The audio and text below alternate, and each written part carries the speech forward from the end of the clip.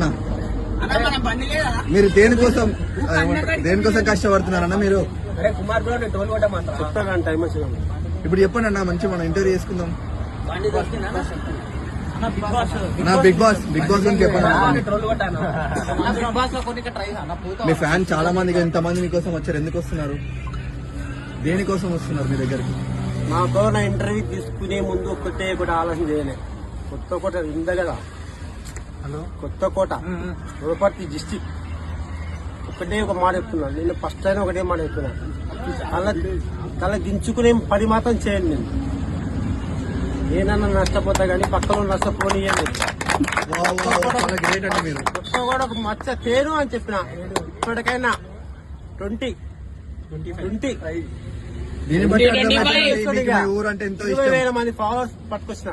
ఇప్పటికైనా మామూలు విషయం కాదండి. 1800 మంది ఫాలోవర్స్ ఉన్నప్పుడే చెప్పిన. ఎంతో మంది కాల్ చేసి చెప్పిన ఒకటే ఒక మాట, చెడు పేరు మాత్రం తీస్తారా.